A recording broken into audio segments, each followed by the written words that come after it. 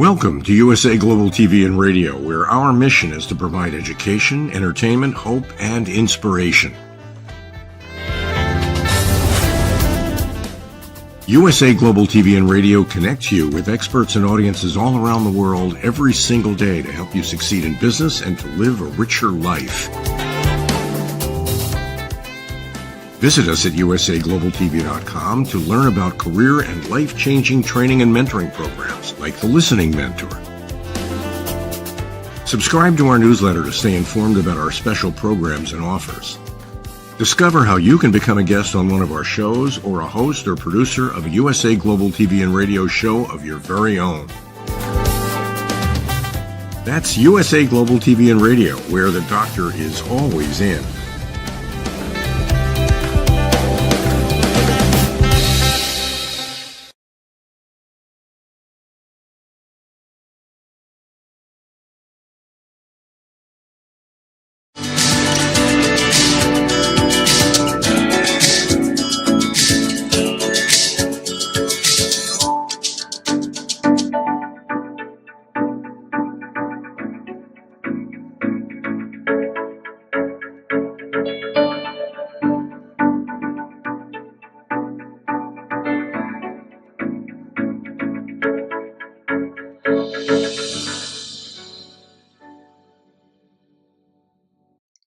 Hello, beautiful soul family, and welcome to Weekly Wisdom and Insights, your home for spiritually guided transformation and empowerment.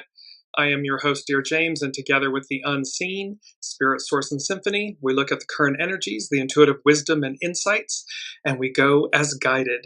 And we are jumping into the final episode of 2025, a 9-year, and it really ends where it began, and that's with the fact that at the beginning of the year, the unseen said to us, 2025, a cosmic bang felt round the world. And so we'll get into that, but it's how we're going to take a step back for a second. Welcome, Kiki.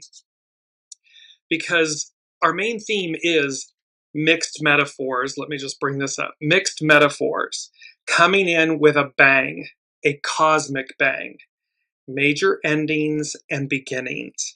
And so as we work with these energies, and we're working with the December solstice that occurred on the 21st of December, but we're also working with what preceded that. And what preceded that is the super full moon in Gemini. Neptune went direct. The Sagittarius new moon conjunct the galactic center. And then the winter solstice, the December solstice. It's winter in the northern hemisphere, summer in the southern hemisphere. So we have these big energies, these four big energies, and really there's as above, so below. It's this girl is on fire. That's what it feels like. It's that song playing in my head. Last week it was number 3 from the unseen, and they said a higher view, a vista of things. Fly like an eagle. And it was about eagle medicine.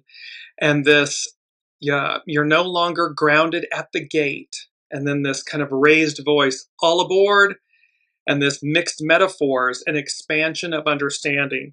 So the unseen is building upon that this is the main theme for this week, this mixed metaphors. And I just want to go to that really quickly before I bring in the chart again. We'll just do a quick reverse here, so that mixed metaphors in a spiritual context, the use of mixed metaphors can deepen understanding of complex, abstract truths by offering multiple complementary perspectives that prevent limiting the subject, such as the nature of God or the divine, or the path of spiritual growth, to a single narrow image. Welcome, Alicia. Welcome, Sue. So this is about the fact that we're in the process of being expanded, of our consciousness being expanded, that divine DNA that we've talked about. Scientists call it junk DNA and dark DNA, but it's ultimately divine DNA, and how it awakens when that's activated. It awakens us in a way, and how when we look at this chart, so mixed metaphors, that they're going to expand the way we look at things and how we interact with them. And they can be two things that seem, incompatible with one another, a la, you're not grounded at the gate and yet all aboard. One's talking about, train travel in a way, and the other is about a ship. And we have that in this week's episode with mixed metaphors. And let me just bring up the chart for the winter solstice. And you can see here immediately what this was saying to me was this whole like icing on the cake. There's an aspect about the fact that, we're reaching a pinnacle moment for humanity, for the world, for the whole of the whole. And so there's this kind of like icing on the cake, the cherry on top. Let me just bounce between these two and then Oh Christmas Tree, the song Oh Christmas Tree, because the image in the center of the chart, welcome calling, the energy of it is like a Christmas tree. The energy is like this. It's the icing on the cake and the cherry on top. And just to give you some quick references to that, so icing on the cake and cherry on top are similar idioms meaning an extra pleasing addition that makes something already good even better or perfect, like a bonus that tops off a great experience. While often interchangeable, cherry on top usually refers to a small final flourish, while icing on the cake can be a large enhancement. Both signify a wonderful completing detail. So we're putting the icing on the cake, the cherry on top, and this Oh Christmas Tree. Oh Christmas Tree goes back, it's also known as O Tannenbaum. It originates in the 16th century. It's a German folk song that was adapted by a school teacher in 1824 using an old tune to celebrate the fir tree's steadfast greenness as a symbol of loyalty and endurance. Long before its association with the Christian holiday, it became widespread, though German immigrants later popularized the decorated tree tradition in America. The song contrasts the tree's constant green in winter with human fickleness, later adding verses about Christmas joy. So this Oh Christmas Tree is about the tree's loyalty, its appearance, and its, it represents hope and cheer and so forth. So we have this, just bringing it back up again. Here's the chart for the solstice, the astrological chart for the solstice. And we have this mixed metaphor of icing on the cake, cherry on top, and Oh Christmas Tree. And so what the unseen is saying to us, and all of this is happening, you'll see Saturn and Neptune. Everything keeps pointing to where Saturn and Neptune are. In this chart, it's in the 11th house. And the 11th house represents and it governs friendships, groups, communities, hopes, wishes, and long-term goals, ruling our connection to the collective and future aspirations, often linked to Aquarius, age of Aquarius, matriarchal, divine feminine, Aquarius, and Uranus. It's about social networks, humanitarian efforts, technology, and how we contribute to the world beyond ourselves, representing gains and ideals. This house shows how we find belonging, achieve dreams through collaboration, and engage with societal ideals, contrasting with the 5th house's focus on personal pleasure. So we see that all of this is speaking to an expansion, mixed metaphors, an expansion of our understanding of the unseen, the divine, our divinity, and this making something good even better, and remembering the eternal loyalty and joy and presence of the fir tree, the pine tree, this metaphor, these mixed metaphors that are speaking to us, all in the 11th house. They're all speaking to us. All of this is heading, we've been talking about this throughout this 4-year journey, about how where we've been and where we're going, it's an inversion of where we've been. Where we're going is an inversion. It is the soul coming to the fore. It is the divine feminine within us coming to the fore. It is leading with our soul source connection. It's an expansion of that. And how revelatory, literally, whole different world, whole different way of being. And it's number 3 from the unseen. They said a hard reset. So this is a hard reset. This ending of the Piscean and the entry of the Aquarian. The end, the culmination, the completion of the divine masculine patriarchal, and the rise and the return of the divine feminine matriarchal.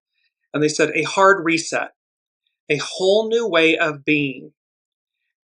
Individualism versus collectivism. Collectivism is about the group and unity and humanity. It is about how what we do serves the whole, and in reciprocity and return, we as the individual receive back. That's the new operating system. That is the new. And the example the unseen has given me many times, and we've shared this, operating systems, computer systems.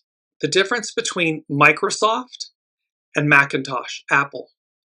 They're 2 drastically different operating systems.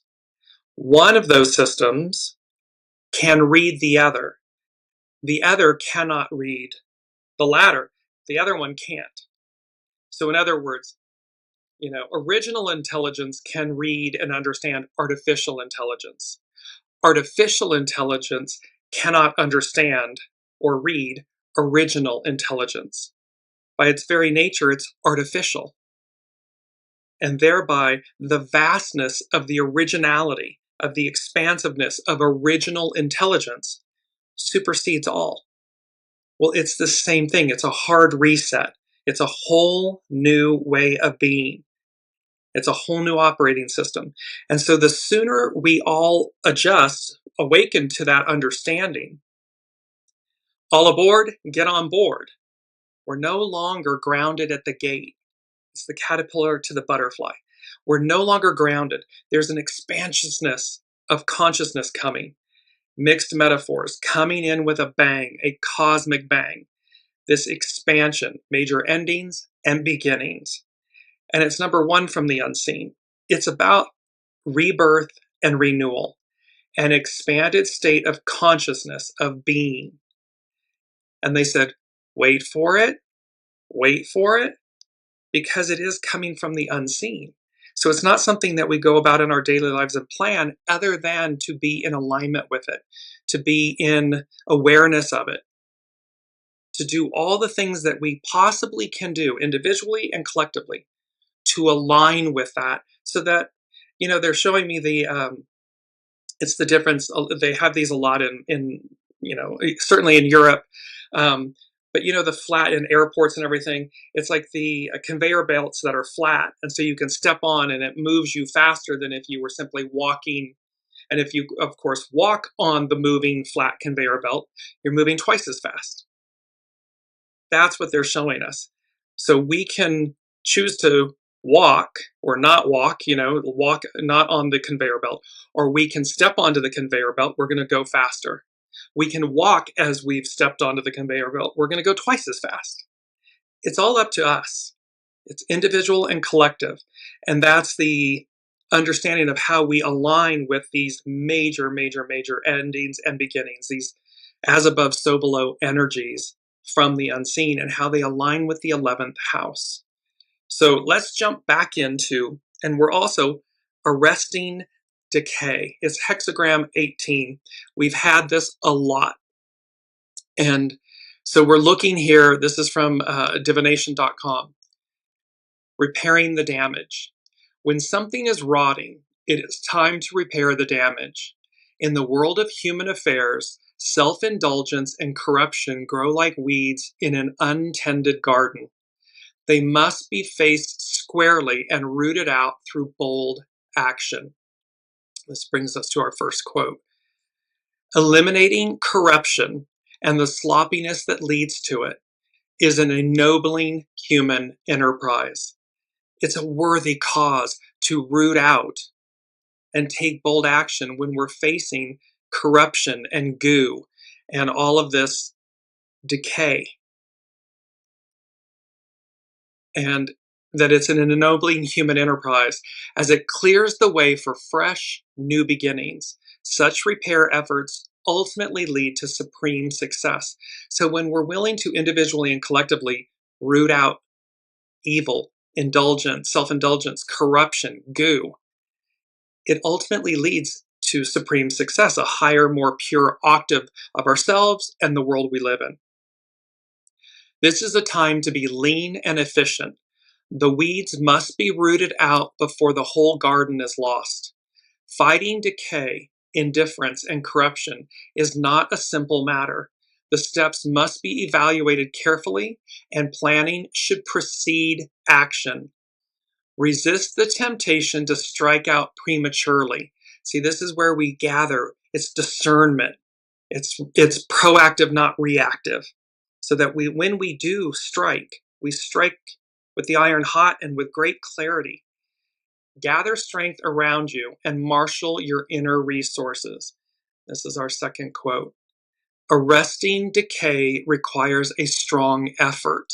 And there's a beautiful image here of this gorgeous tree that's literally sprouted up through the hardness of the rock and the terrain and everything, and yet it's completely adorned in lights. It's lit up.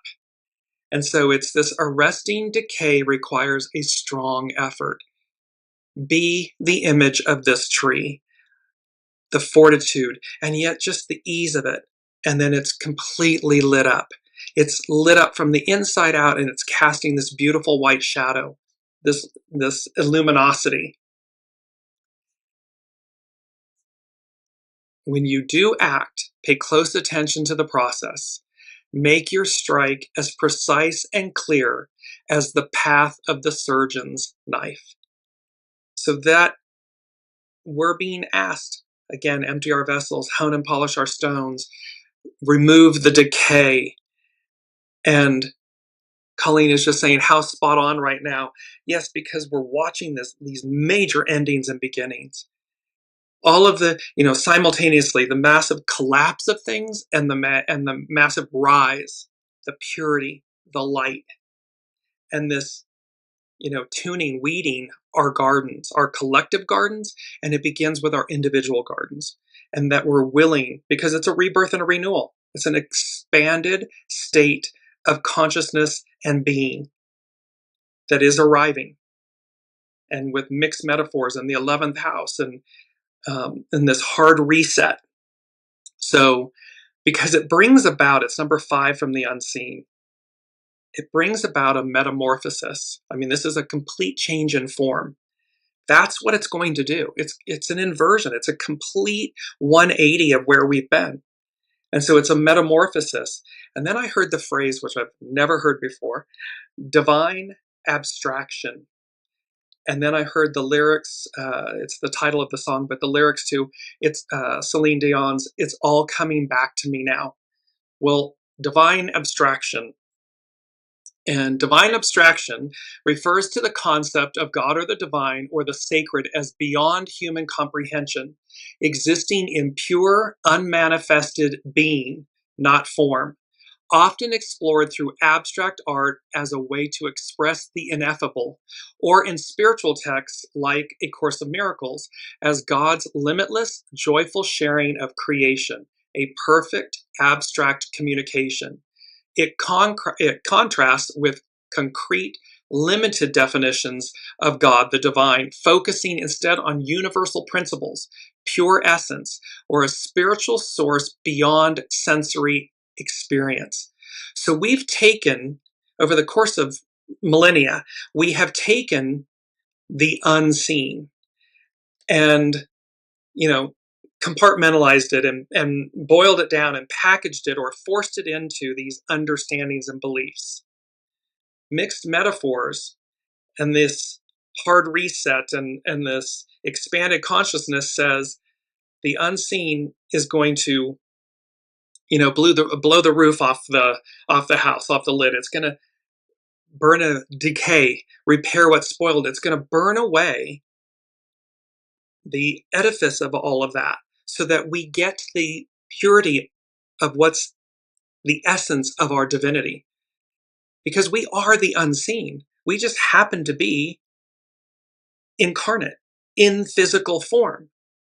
But we've allowed millennia, 2,000 plus years, of dogma and belief and trying to explain the unexplainable. And so we've mashed it into these containers that restrict us, limit us, as opposed to expanding us, liberating us, elevating us. And so here it is. It's wait for it, because here it comes. In spirituality and philosophy, divine abstraction, the divine is seen as infinite, without specific attributes, forms, or contrasts. Light alone, existing as pure being, not limited by how, what, or to whom in a finite sense. In A Course of Miracles, divine abstraction is God's joyful, perfect communication, creation, that shares everything, establishing minds as channels for this limitless connection, which is inherently abstract and universal. It's our soul source connection. Some philosophers suggest abstract objects like numbers or concepts exist as thoughts in an infinite divine mind. Pardon me. But this faces challenges regarding the scope of God's thoughts and references, the divine. We've talked about this a lot. There are so many ways that the unseen will communicate with us. Numbers is certainly one of them. The entire universe is based on numbers. Numbers do not lie. They cannot lie. And so you see the purity and the power in numbers alone, let alone so many other ways, synchronicities and, images in the clouds or, Mother Nature and so forth. There's so many different ways for this divine abstraction that, again, is not confined by an understanding or an accepted understanding. It presents itself, it speaks to us, it's a knowing, it resonates. And then we often say, oh, well, whether somebody thinks I'm mad or cuckoo or not, it doesn't matter.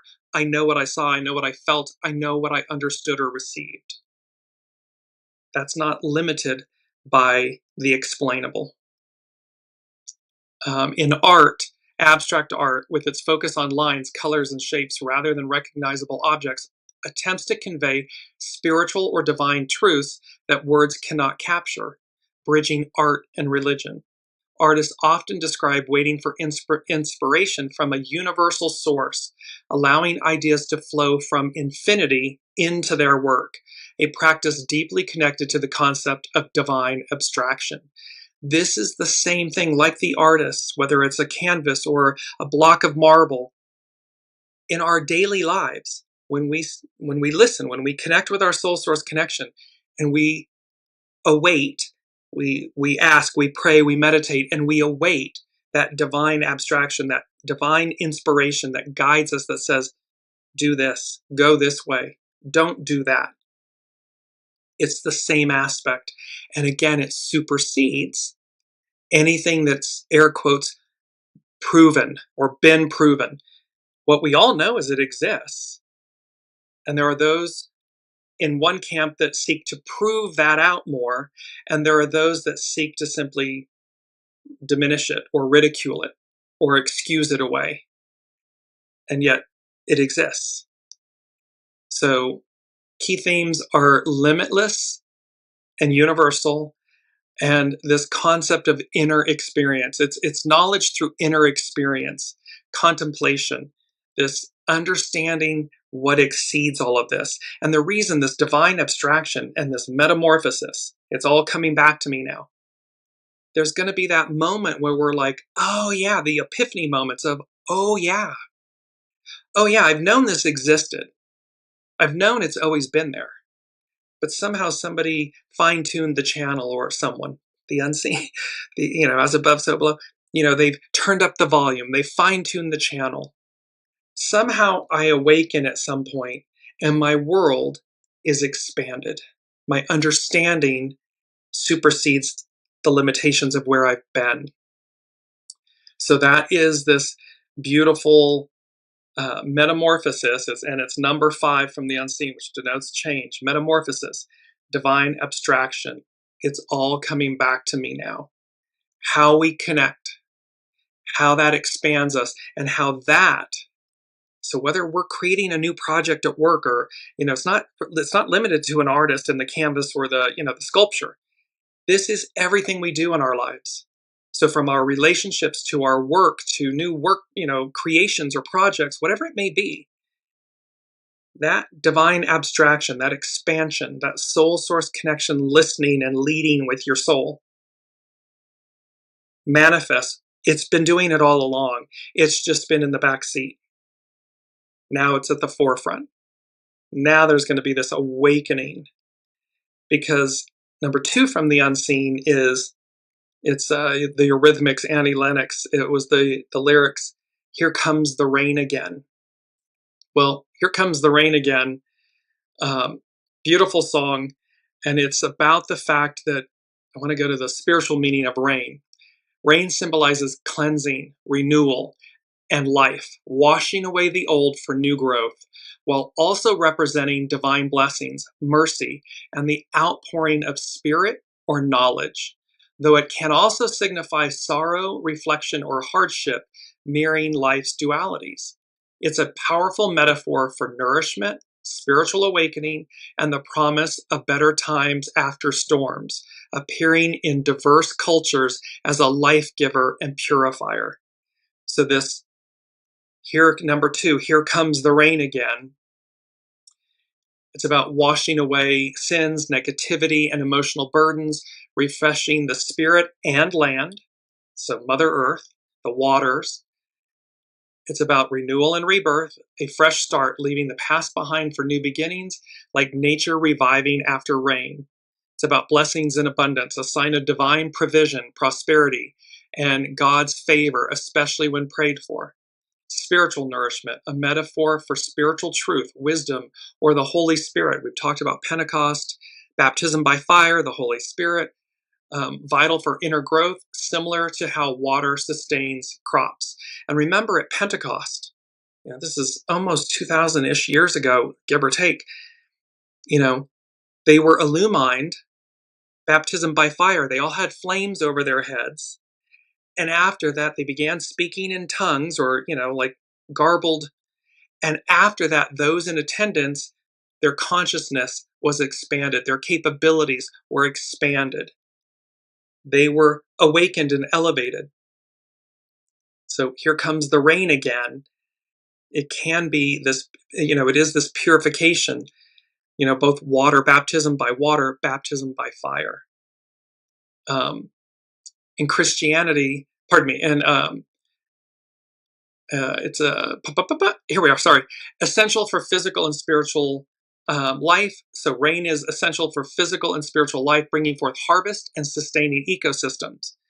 And ultimately, rain's meaning is often personal, reflecting whether it brings gloom or blessing, but it universally connects the physical and spiritual worlds through themes of life, change, and divine presence. That's what we're talking about here. Life, change, divine presence. And the unseen is saying to us, mixed metaphors. I'm just going to bring up the main image again. Mixed metaphors coming in with a bang, a cosmic bang, major ends and beginnings, and all of this green and gold light. And a lot of times people will indicate or speak about the heart chakra is typically reflective of green, the color green. There are others that see their heart chakra as gold. So we're speaking about the heart chakra. We're speaking about our connection to the divine. This green and gold light that is ever present and yet spilling forth, being magnified and amplified as we're moving forward. Because remember, these energies, it's not just the solstice energies. That is where the light is reborn on December 21st. It is the longest night in the northern hemisphere and the longest day in the southern hemisphere. Then the light, the sun, the light stays for 3 days, 22, 23, 24. On December 25th, the light, the sun, is reborn, or is born again, born anew. And it begins, the sun begins its northward travel to its highest point north. So it is when the light is reborn. And so we can see in all of this, here comes the rain again. It is about life, change, divine presence, and how all of these, from Neptune direct, the Sagittarius new moon that was conjunct the galactic center, that last full supermoon in Gemini, all of this is culminating towards this massive renewal. So now let's jump to, where do we want to go from here? Let me go to 2 Timothy 1:7. For God has not given us a spirit of fear and timidity, but of power, love, and self-discipline. So the spirit we've been given from the divine, the unseen, is of power, love, and self-discipline. When we harness those three aspects of ourselves, it's that Mazda rotary engine, when we keep those in balance, which is about tending to our garden, weeding our garden individually, and then of course the result of that is collectively when we come together, well then we don't have a spirit of fear and timidity or lack. We have one of greatness, of power, of love, of self-discipline, of hope, of the purity of creation. Well, that's again it's a game changer. Because just imagine that within yourself, then ripple it out to your familial, within your home, outward to your community, to where you work, to then your county or where, and then out to your state and then to your country, your government. When those things ripple out in that way, the purity of them, again, is a complete inversion of where we've been in. Where we are right now is a corruption of that purity. Now we're returning to the purity of it, but on steroids, on a whole other operating system, a whole other level of consciousness, of being. And for all those, because it just popped in, for all of those that say, this is airy-fairy, pie in the sky, it can't happen, that's an individual choice. Because everything in life is a choice. Do I choose to believe the opportunity before me? Do I choose to align with the current energies that are before me, with the change of them? Because if not, my garden will get overgrown by weeds and corruption and decay and goo, and it's stagnation. Well, then you end up getting stuck, or you get the negative cosmic 2x4 from the universe. Because everything in the universe is about growth, expansion, evolution, transcendence, ascendance. And so we're either, which train are you on? The one that ends, that's going nowhere, or the one that is literally taking off, going everywhere? It's a choice. So now let's jump to, I want to begin with Astrology by Lauren. And she is speaking about the new moon in Sagittarius that just occurred, and then the Capricorn winter solstice. She begins with a quote from Og Mandlino, and this is our third quote. I will love the light, for it shows me the way. Yet I will endure the darkness, for it shows me the stars. So again, there's a purity, and the purity of intention and perception and how we look at things in life. Do we see the glass half full or half empty? Do we recognize, I will love the light, for it shows me the way. Yet I will endure the darkness, for it shows me the stars. That beautiful canopy of the divine that's ever present, the universal, transcends languages. Everyone understands it.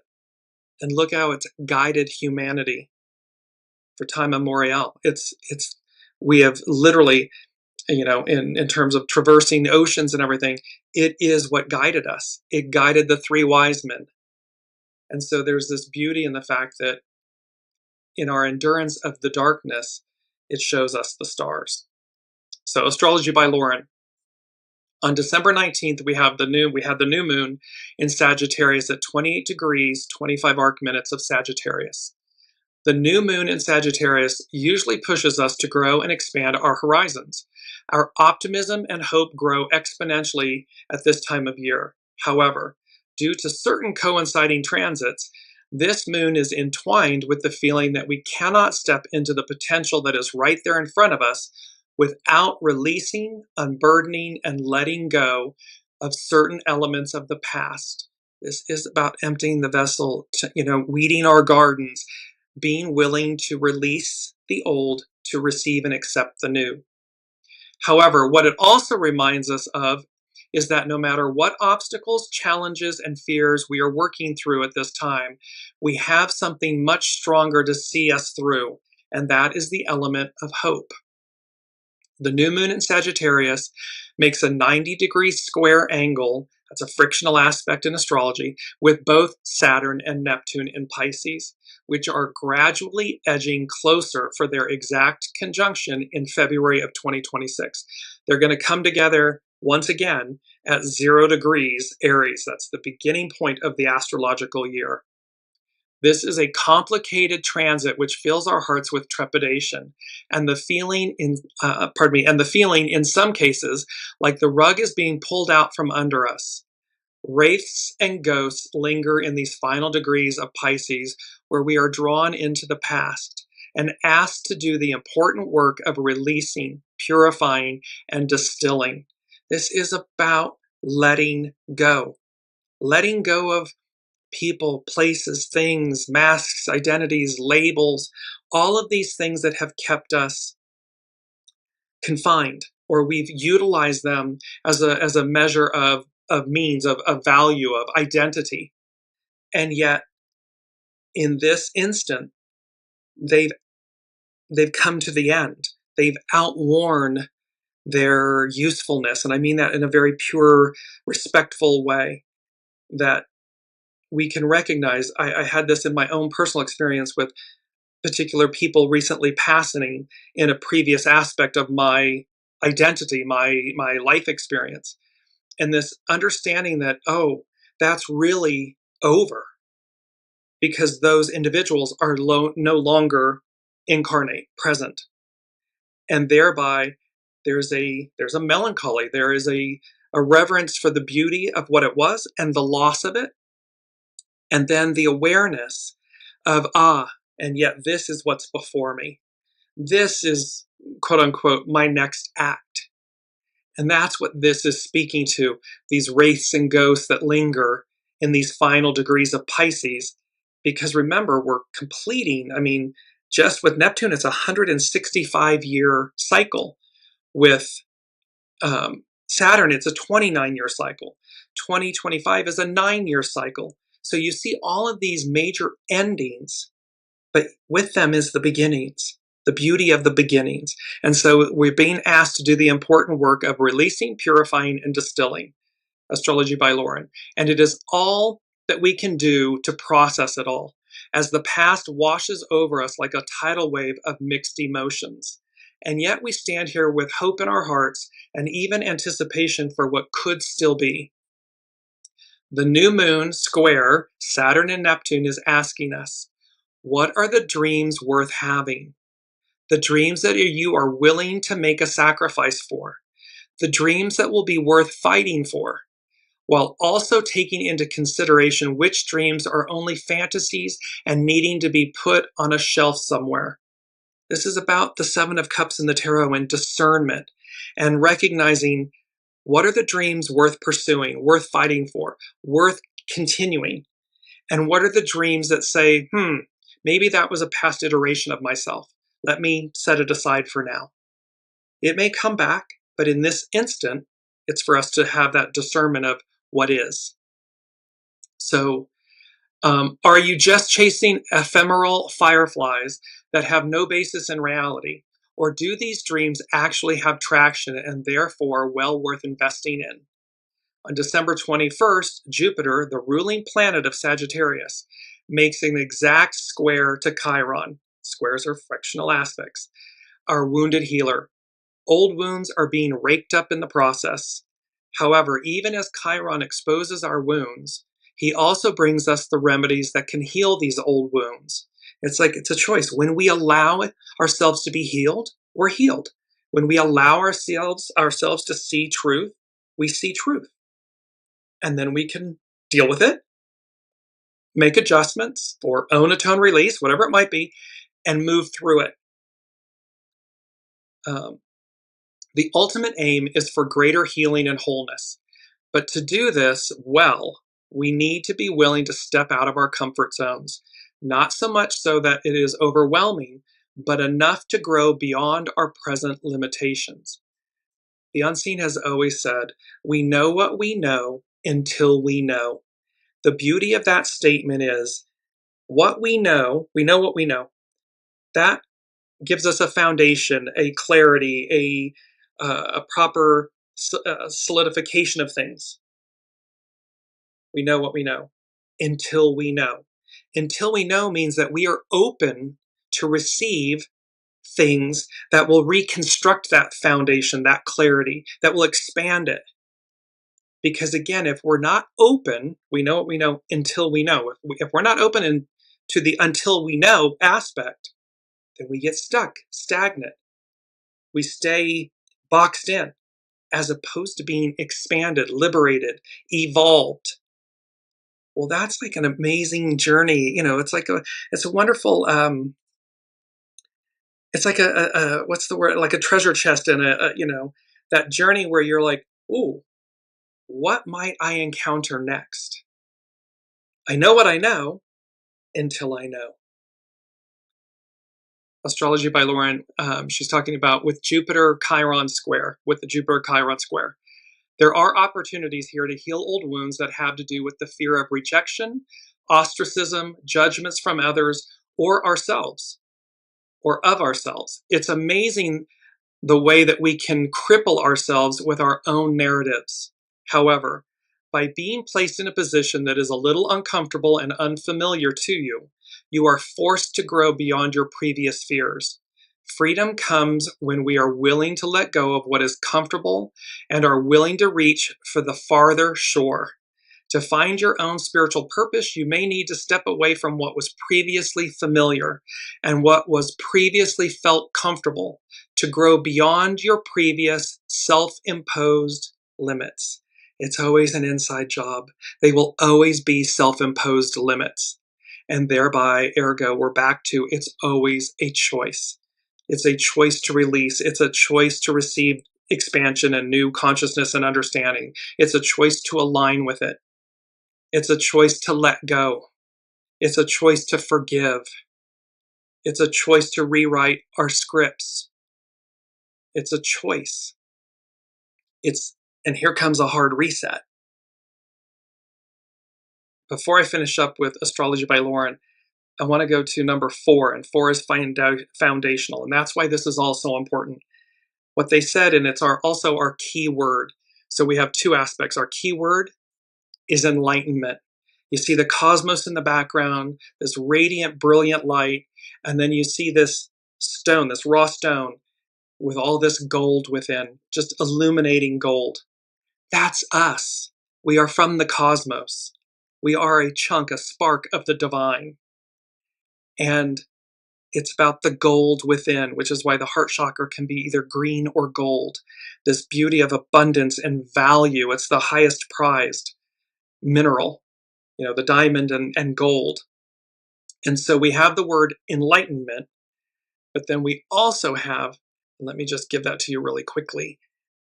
We also have then the age of enlightenment. So enlightenment, the act or means of enlightening, the state of understanding something, education or awareness that brings change.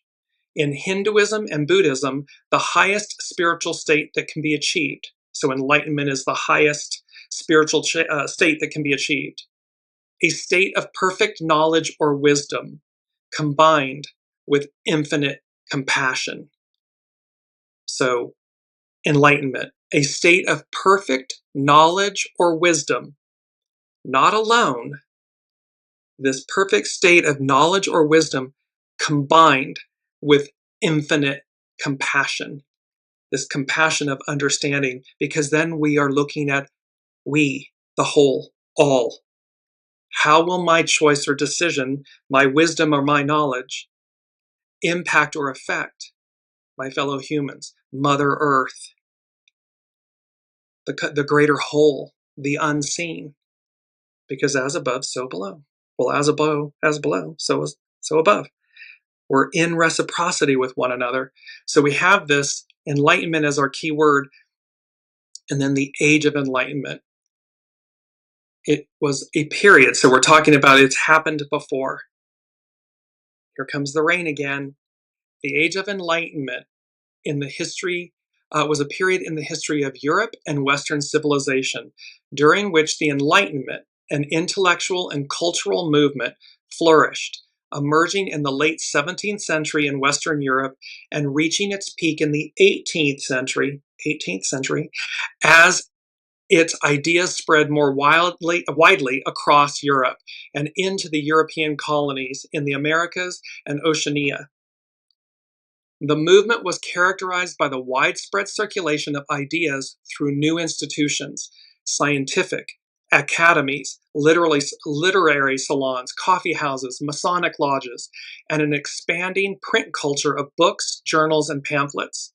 The ideas of the Enlightenment undermined the authority of the monarchy and religious officials and paved the way for the political revolutions of the 18th and 19th centuries. So this age of enlightenment pushed back on the power structures. So the monarchy, religious officials, and it paved the way for these political revolutions, for this the conscious awareness revolutions. It woke people up. And this happened.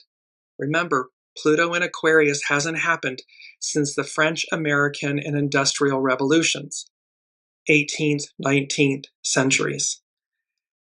The Enlightenment was marked by an increasing awareness of the relationship between the mind and the everyday media of the world, and by an emphasis on the scientific method and reductionism, along with increased questioning of religious dogma, an attitude captured by Kant's essay answering the question, what is enlightenment?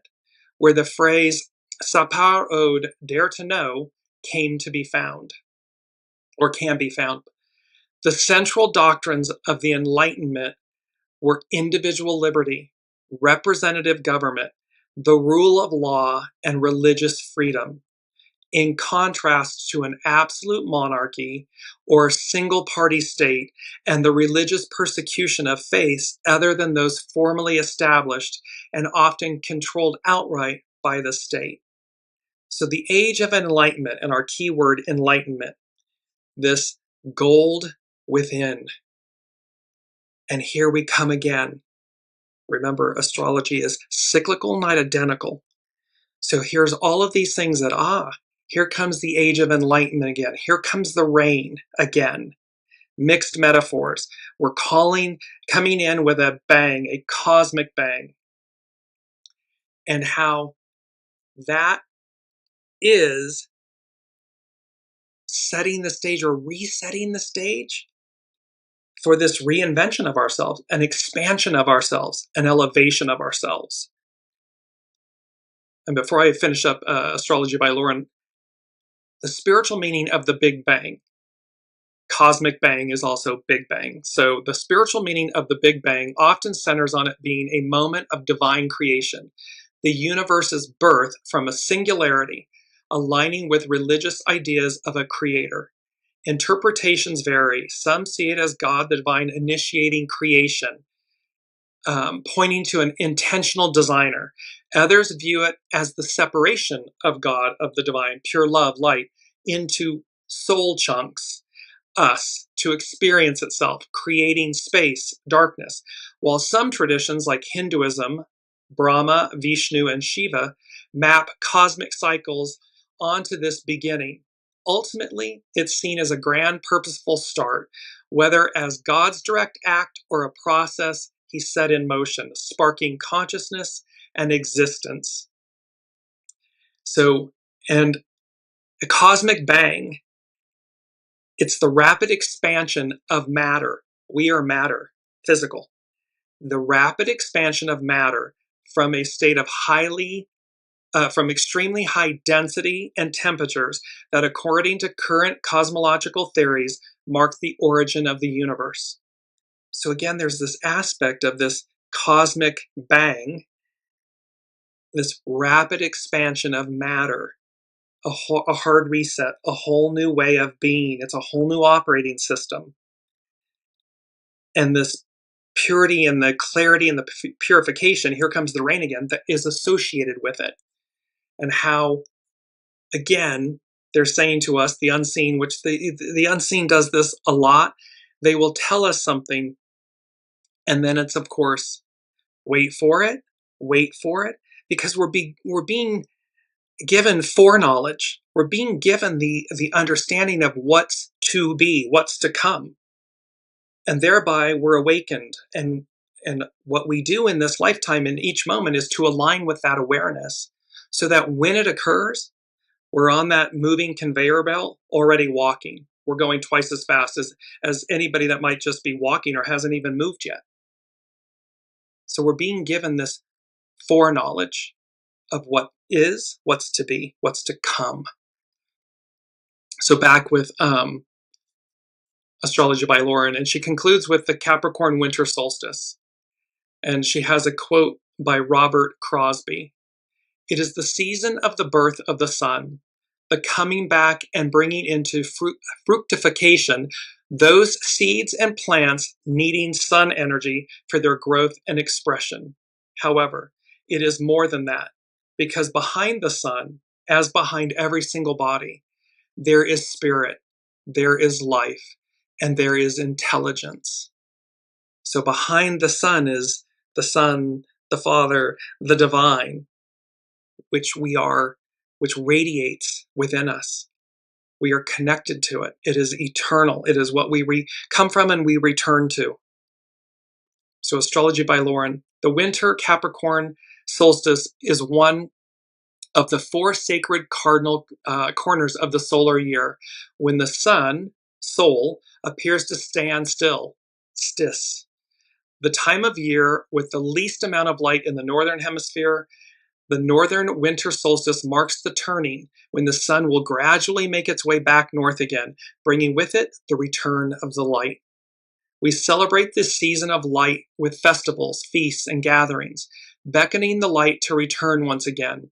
In the darkness before the dawn, we are confronted with our own soul's journey, searching for that ephemeral light that will ultimately lead us towards the inner light of understanding.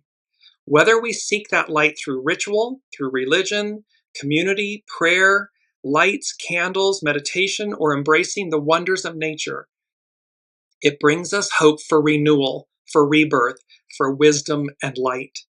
With this shift comes a renewed surge of purpose and growth. May we therefore find our own sacred light this season, so that we can carry it with us into the year that is to come. This is about, illuminating, taking the bushel off the light, the bushel basket off the light, so our inner light shines. And yet, the candle in the wind, it's about protecting that light as well. And so again, protecting can be nourishing. We protect that light by nourishing our minds, our bodies, our souls. We can do that in the way that we empty our vessel and how we are proactive. There's so many ways by which we can both protect that light and magnify and amplify it. They go hand in hand. And one is, it's like one scratching the back of the other. One is uplifting the other. And so in this age of enlightenment and this metamorphosis, this divine abstraction, it's all coming back to us now. It's all coming back to me now. It's a message it's a reminder that we're going to remember. And in our expanded consciousness, in this new operating system, it won't be foreign, I'm using air quotes, foreign to us, because it is us. It's already known to us. It's just taking it from the back seat or the side seat and placing it in the driver's seat. That's all. So no fear, no worry, no, I'm not good enough, or I don't know how, or none of that. Just listen, receive, go as guided. You will, and be proactive, be in alignment with making those choices so that it comes about. Let us go now to ladykazemi.com. And she is speaking about reality undefined, the Saturn Neptune years, 2023 to 2028, because this is the time frame where Saturn and Neptune are in close proximity. They will be at that 0-degree mark in early 2026, at that 0 degrees of Aries. So ladykazemi.com. This particular Saturn-Neptune era is especially striking, not only because Saturn and Neptune will be cohabitating for so long. Normally they'd spend just 2 to 3 years engaging each other, but here's five years. But because this occurs across the last and the first sign of the zodiac, so 29 degrees Pisces, 0 degrees Aries, the exact conjunction literally lands at 0 degrees of Aries. It's Omega spilling into Alpha, the tail eating the snake. It's the Ouroboros. It's where the snake and the tail, the tail of the snake is in the mouth of the snake. It's the Ouroboros. The Saturn in Pisces era really will feel like the end of something, and she suspects will bear the brunt of the despair, disillusion, and disillusionment part of the equation. Whereas Saturn in Aries might be where we pick up the pieces and move into the trial and error phase of reality testing our dreams and ideals in a new paradigm where the old rules do not apply. It's a completely different operating system. The old rules do not apply. We can see on a world stage where the patriarchal power structure is cleaving and clinging to power, trying to rewind the clock, go back in time, keep time from advancing. It's futile. It's collapsing under the goo, the decay of its own construction. It's bringing about its own destruction. And yet, new life, the renewal of the sun. Here comes the rain again. Rebirth and renewal, expanded state, an expanded state of consciousness and being. These mixed metaphors that are going to blow the walls, the roof off of our understanding, so that we can see things in a more multifaceted manner. Instead of this kind of like one size fits all, it must be this this kind of confined, restrictive way or manner, because that's not who we are.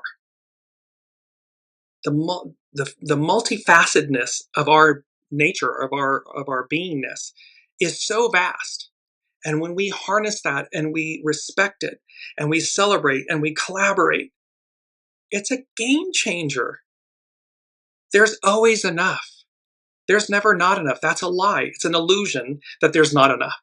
But that's what the goo of the previous millennia have created. Lack. Well, we're facing the lack. We're addressing it. In order to do that, we must do it ourselves, individually, so that collectively we rise. So ladykazemi.com.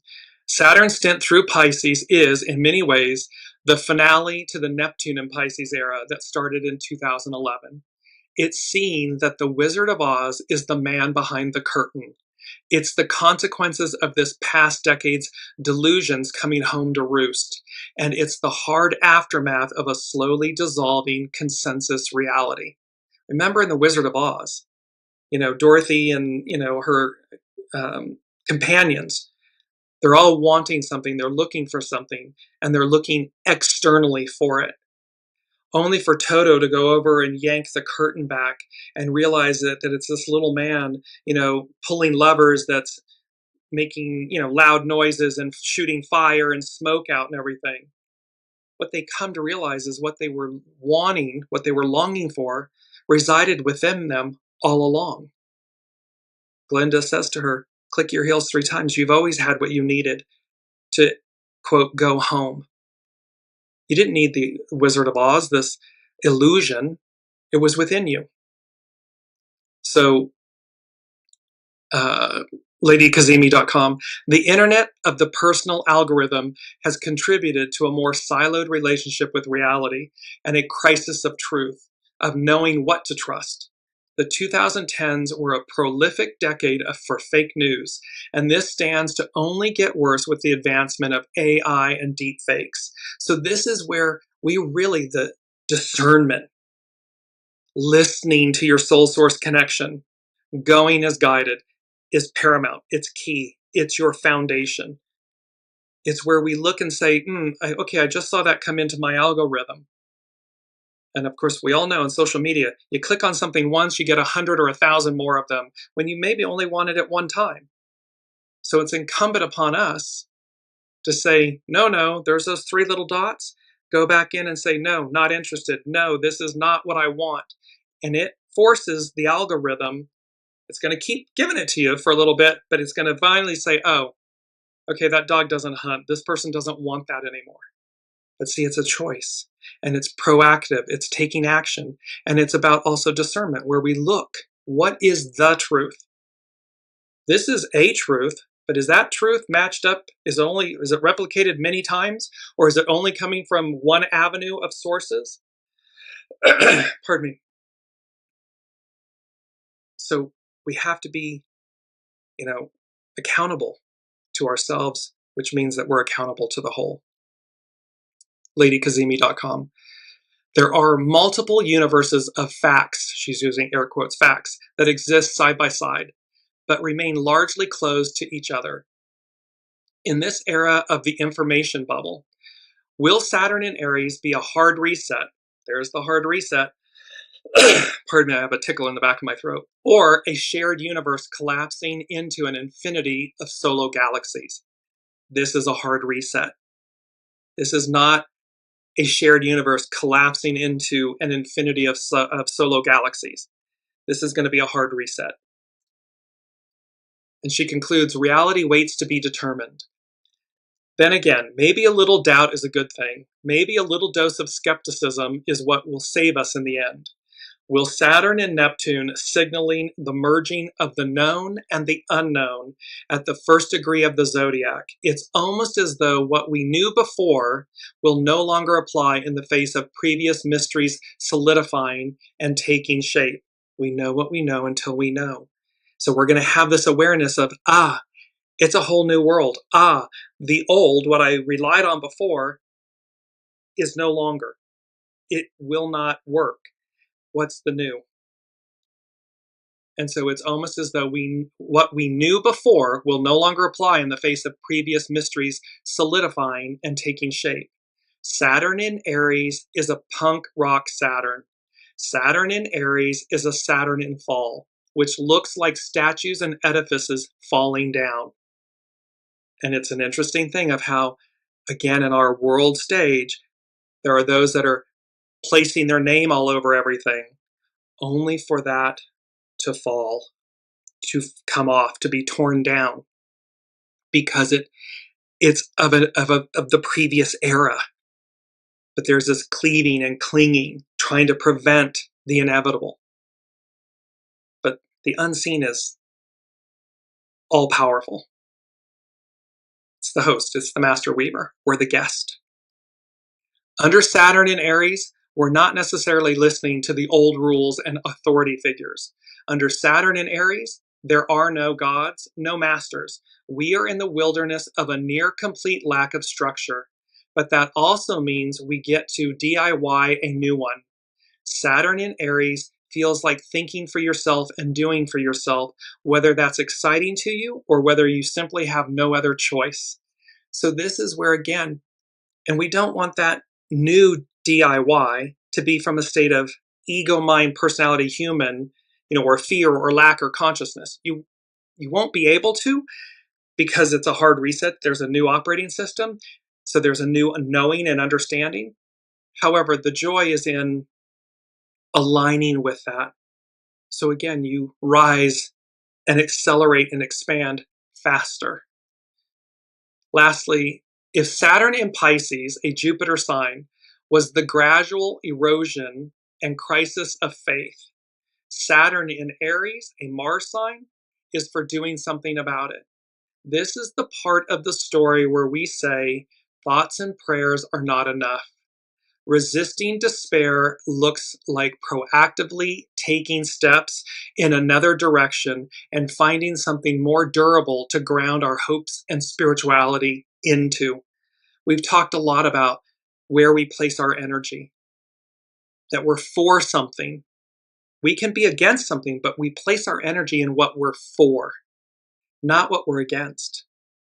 Place it in what you're for, what you want, the world you want to see, these proactive steps that say, I resist despair because I'm proactively taking the steps in a new direction to find a more durable foundation to stand upon. And that's something that grounds my hopes and my spirituality into. Just have to put on my, Colleen is saying, from your mouth to God's ears. Yes, well, this is the unseen speaking. And so there's a beauty, our mantra, in oneness, I am. It's in oneness, I am, because we are all interconnected. And while we might be fractals or fragments or chunks from the whole, from the one, from all that is. So in oneness, I am. And so we have this moment, of blast off. It's the wheel of fortune. It's that beautiful, it's the turning forward, the moving forward of time. And the beauty of how all of this is integrating together, playing together. And I just want to go quickly. The Sabian symbols, I will post them on the Dearjames Facebook page thread for the show. You cannot make this up if you tried. There are so many spiritual symbols for this winter solstice chart. The midheaven, a train entering a tunnel, the ability to shortcut the process of natural evolution by the exercise of will, mental skill, and physical self-discipline. This is all interwoven. All of this, if you listen back to the show, all of these will, mental skill, self-discipline, they're all interwoven. And this symbol, and there are a lot of fourth stage symbols, 4 foundational. This fourth stage symbol presents a picture of what can be achieved by a combination of social and cultural and even personal techniques. It implies the possibility of shortening the length of time needed for progress by cutting through obstacles and delays. The key word is penetration. Mixed metaphors, coming in with a bang, a cosmic bang, and how major endings and beginnings, and how we can short circuit the process, hop on. First of all, be walking at the place where the moving conveyor belt is.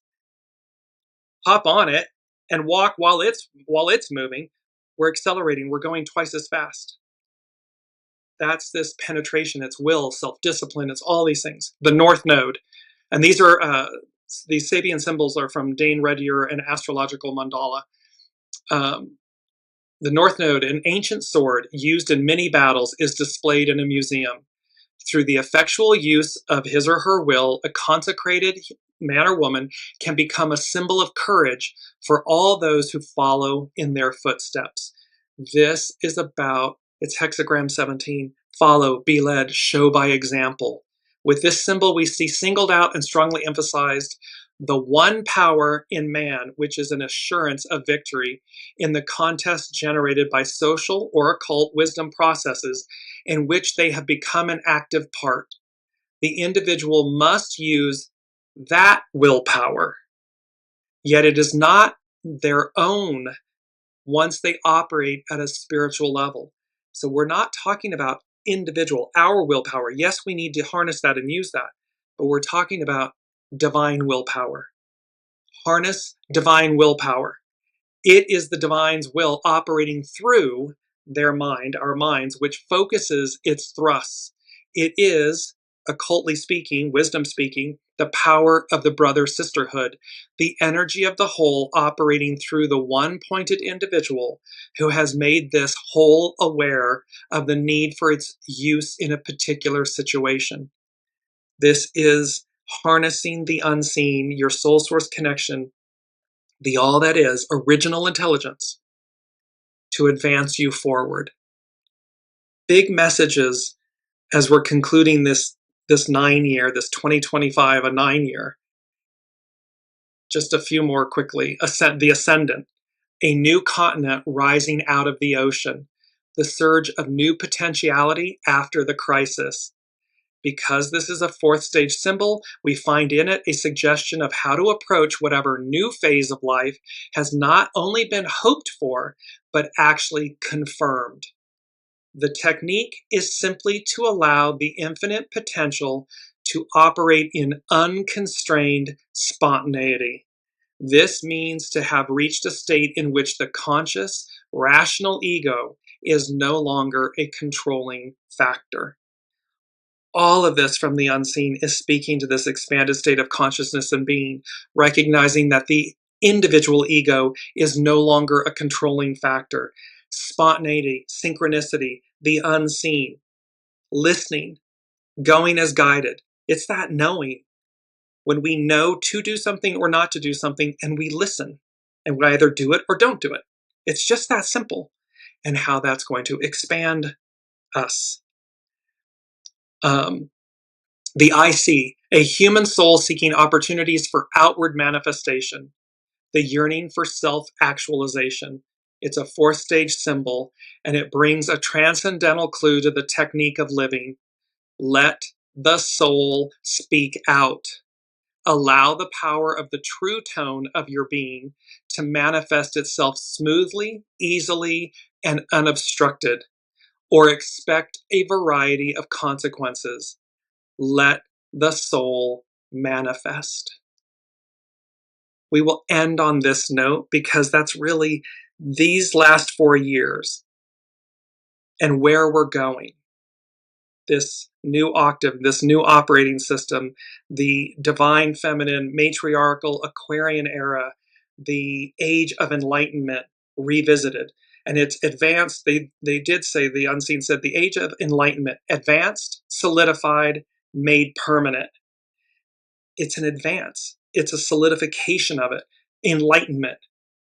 And it's everything that we've been talking about. Let your soul manifest. Let your soul speak out. It's not your ego, mind, personality, human. It's not monkey mind. It's your soul. Let the soul speak. Let the soul manifest. That was abracadabra. I will create as I speak. When we create from our soul, it's next level. So we will leave you with all of that. For all of you celebrating, have a Merry Christmas, a Happy Holidays, a safe and happy and fun New Year. And we will pick all of this back up, I believe, on Wednesday, January 7th. We will be off next week. And I cannot wait to see, because we're going to be working with the first new moon of 2026, a 10-year, new beginnings, which is a 1 year. So until then, everyone, be well, be safe, and thank you again for your love, your presence, your energy on this journey. You actually, you make this sparkle in a way that is just such a gift for me. So I thank you all so very, very much for your love and presence and energy and your time and your choice to be here and be on this journey. See you next year.